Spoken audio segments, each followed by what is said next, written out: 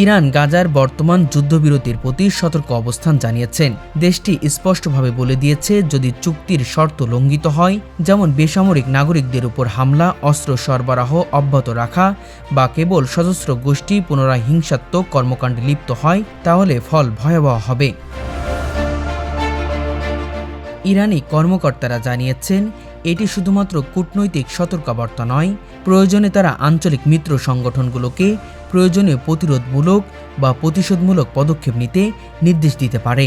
এই হুঁশিয়ারি গাজার বাইরে লেবানন, সিরিয়া এবং ইয়েমেন পর্যন্ত প্রভাব ফেলতে পারে। ইরান বলছে, আন্তর্জাতিক সম্প্রদায়ের নীরবতা বা গাজার শান্তি চুক্তি লঙ্ঘনের প্রতি অনাগ্রহ আন্তর্জাতিক দায়িত্বের ব্যর্থতা হিসেবে বিবেচিত হবে। তারা এও উল্লেখ করেছে যে শান্তি বজায় রাখতে হলে কেবল অর্থনৈতিক বা মানবিক সহায়তা নয়, বরং নিরাপত্তা ও স্থিতিশীলতা নিশ্চিত অত্যন্ত জরুরি। ইরানের বার্তা অনুযায়ী গাজার পুনর্গঠন ও সাধারণ মানুষের নিরাপত্তা আন্তর্জাতিক সম্প্রদায়ের সক্রিয় পর্যবেক্ষণ ছাড়া সম্ভব নয়।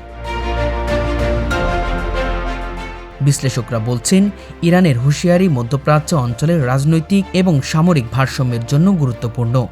গাজার শান্তি কার্যক্রমের ক্ষেত্রে শর্ত লঙ্ঘন হলে শুধুমাত্র গাজা নয়, পুরো আঞ্চলিক স্থিতিশীলতা বিপর্যস্ত হতে পারে।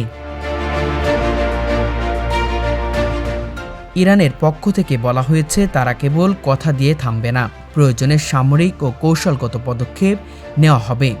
একই সঙ্গে তারা আন্তর্জাতিক সম্প্রদায়কে সতর্ক করছে, সময়মতো চুক্তি রক্ষা নিশ্চিত করতে না পারলে সংঘাত ভয়াবহ মাত্রায় পৌঁছাবে।